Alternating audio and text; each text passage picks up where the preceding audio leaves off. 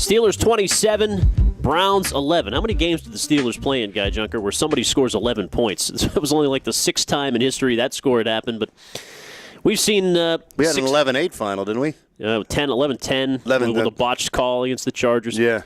Anyway, when you play the Browns, it's always ugly, and yesterday was a pretty embarrassing showing if you're a Browns fan, I would think, to see Ben come in there and for the 17th start win 16 games against you in the regular season, but much needed for the Steelers.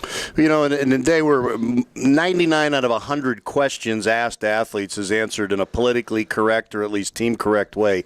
Even last week when asked about playing against the Browns being special, he brought it up. Yeah, they passed on me. It still bugs him.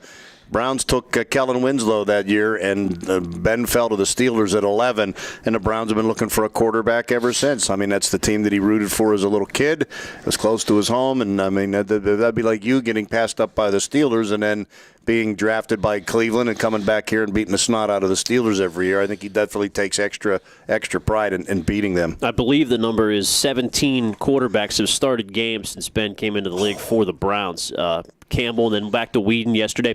That Thursday night game's the only one he lost. The other losses the Steelers have had in there, he didn't play last year when they turned it over 8 times and such. So, yeah, it's like a vendetta. And that's what, they 20-5 against him the last 25 times. I mean, yeah, you hate to sound like a smart aleck, but in the end, the Browns are still the Browns and the Steelers are still the Steelers. Are they ever the Browns? Is that the biggest takeaway, that the Browns stink, or do you give the Steelers – the one thing I give the Steelers a ton of credit for was – a very patient road game plan. Didn't need to be a Picasso. Just go in there. You're trying to get to 5-6. You're not trying to go to a 10-1. You know, it's going to be ugly. It's bad weather. They committed to the run. They stuck with it, and they kept Ben clean. Yeah, no, I don't think it's fair to just say that the Browns stink. That doesn't give the Steelers enough credit for the hole that they've dug themselves out of to this point. There's still lots of work to go. You look at the final score, and it seems like it's an easy win. Late in the first half, it's still anybody's game, and you beat Joe Hayden on what I think was the key play of the game that kind of started to turn it around. And regardless of how bad the Browns are, he's a fantastic player. So I think there's a lot of positives there. There are other teams on their schedule you could say stink too that they weren't able to beat this year. Right. Oakland being one of them. That's Minnesota being another one of them. Tennessee's looking like a pretty decent team. Certainly one that's every bit as good as they are. And you had the Marquise Pouncey injury early in that game, which kind of ruined the game plan, and the zone blocking they had worked on the entire training camp ended up going out the window the first time they tried it. So you could kind of make an excuse for that game. But no, I don't think it's fair to say that they stink. It's still a road game in a tough place where they've lost 2 of their last 4 going into yesterday. What a strange season that began on a safety thanks to Darius Raynaud stepping back into his own end zone, and it's just been bizarre ever since. 0-4. 2-6. Now they've won 3 in a row. 2 5-6 teams on Thanksgiving night in Baltimore. What are you expecting with Steelers and Ravens?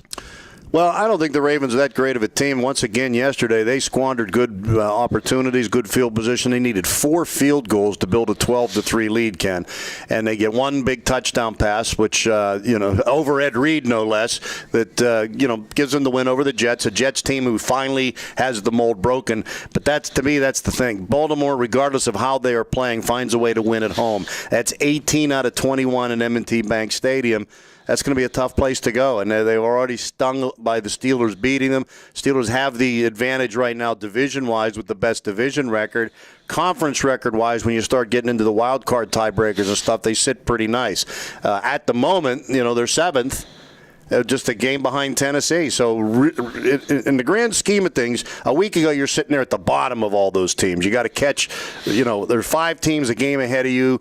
A 6th team that's 2 games ahead of you, got to catch those teams even for a while. All of a sudden, in 1 week, you have now basically 1 team you got to worry about. Of course, every time you lose, then other teams will jump in front of you. But right now, at this and for a few hours yesterday, the Steelers were in that 6th spot till that game ended. As of 4 o'clock yesterday, the Steelers had the 6th spot in the conference. So they sort of control their own destiny. Not really, but you're right. You don't expect Tennessee to run the table. And actually, you'd expect the Bengals to lose at least 1 more besides the head-to-head matchup. So the division's very much in play.